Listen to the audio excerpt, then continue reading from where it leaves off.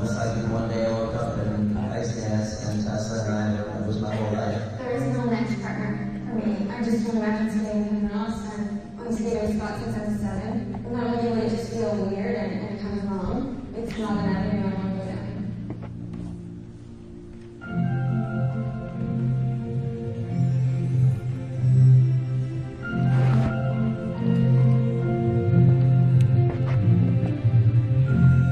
I was 6 years old when I met Scott at the Ocean Skating Club. I was 9 and pretty outgoing for 9 years old. My mom and my aunt ran a skating camp that we were at, and unfortunately I knew it, so I just kind of ran around and caused trouble and used to see all the girls I could. And that's what was a lot of them, I guess. All the little girls had a big crush on him, and I was certainly one of those girls. I don't really remember being trying to test as a young guy, you know, I kind of just went about my business. I was always going after the older girls, and when my aunt and the two of us together and started skating, I guess that's when we got shy and kind of stopped talking a little bit when we started skating again. Well, when we first started skating, my thoughts were it was pretty awkward. I'm not sure there was anything particularly special about the two of us at the time. You know, I was just kind of doing it to keep my mom happy, and all the girls did it, so I kind of was just doing it to try to keep up with him, I guess. We didn't say a word to each other for probably at least 2 years, and I know we were dating, so there was some sort of relationship there, which maybe made it a little bit more awkward. And I wasn't a huge fan of it at first, actually. I told every people that, but after a couple of years after we broke up our hot and heavy relationship that we had, we started talking a little bit more. We took it year by year, and it's here we are.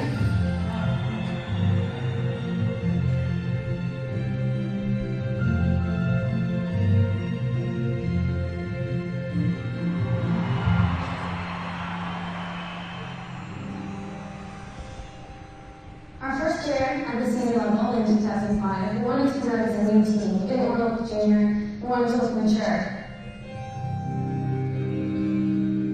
And we were quite young, I was only 15. It's hard to look mature on the ice, but we came up with a tango program that showed our connection and a passionate skate, and I think it worked.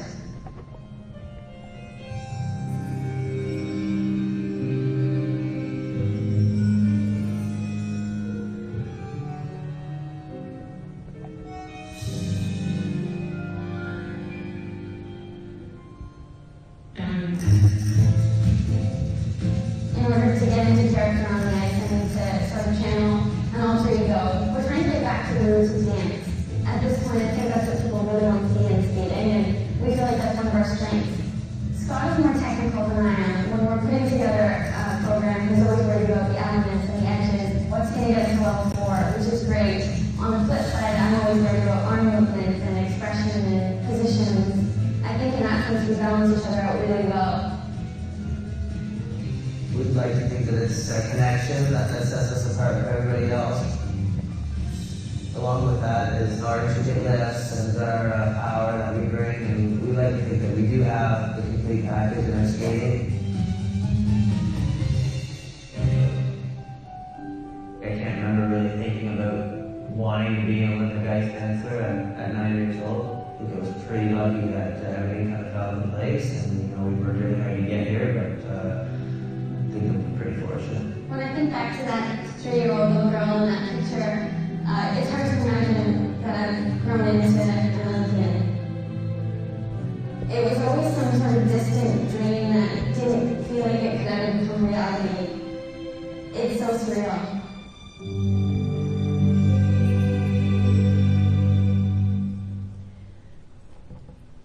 Ladies and gentlemen, Tessa Virtue and Scott Moir.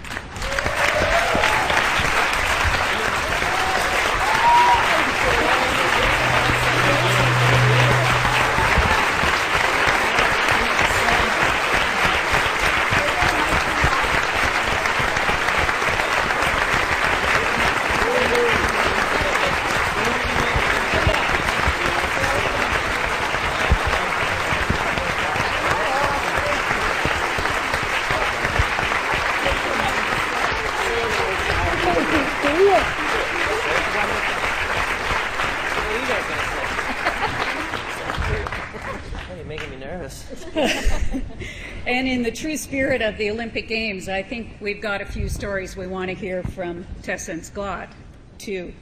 We need to ask a little bit about your, about the journey to the Games. We've found a little bit of information during the profile, but I'd like to hear, and I'm sure some of our volunteers and guests here tonight would like to know what your experience before your performances were while you were in Vancouver. Wow, Who wants to start? I'll start, I guess. It's kind of my style. Well, the moment we got off the plane, everything felt right. We've been thinking for so long. We've been to nationals in Vancouver. We've been to many training camps, and every time we walk through the airport, we always say, 2 years, 1 year, 3 months until we're here for the Olympic Games. And then we got off the plane and we were like, this is it. And from that moment, everything fell into place. The volunteers were amazing. Everything was so organized. We were immediately so proud to be Canadian and how well everything was put together. And then we kind of just took that momentum and continued on. Except for, can you hear me? Is that okay? You kind of forget about, we trained off-site for 3 or 4 days in Port Moody when we got there because we were there a full week before actually competing. And it was probably the worst 3 training days we've ever had. I don't think we've fallen more often. In a It's kind of sweeping that under the carpet. So you're thinking, a week before we're set to compete at the Olympic Games, we should be perfect. We should be bang on. Why is it this feeling right? So that was stressful for me anyways. But when we got into the Pacific Coliseum for the first time, it was a 6:30 practice one morning. No one was in the building. We stepped on the ice. I think we were the only team on the practice that day, and that's for me when everything just felt right. I like my version. But I mean, that's part of it too. I mean, those bad training days and feeling stressed, and as soon as we got into that building, the stands were empty and the energy was unbelievable. So, even the 5-minute warm-ups before competing, which we usually don't really like that much, were so much fun. We couldn't get enough of the ice. Who are the people involved in Vancouver that were most important to you? I mean, obviously Marina and Igor. What about having your family on site? Sometimes that can be both positive and negative. There's extra pressure, I think. How did you both feel? Well, as an Olympic athlete in the village, you're kind of in your own little bubble, so it was great to have, our families there, but we really didn't get to see them that much. It was comforting knowing that they were there, but it wasn't like we could go to dinner with them every night. It was a little bit strange that way, but we have such great relationships with all the people you see up here in the Blue Coats, Wayne and Debbie Mack, and everybody we see at every competition before we go on the ice. So going into that rink or walking up to any practice, we felt right at home, and we knew it. Just looking up and seeing Ross Phelps playing our favorite songs on the warm-ups, it was great. And I'm going to tell a couple of stories about okay, here we are in the elevator one day. Understand that all of the Canadian team is living in this one high-rise, and it is accommodation A++. It's beautiful. A lot of athletes, some we know, some we don't know. Scott's in the elevator with these big guys. He turns to them and says, "And what sport do you play?" It was the hockey team. I knew it was the hockey team. Wanted to bring him down a couple of notches. Pretty sure that's why they won.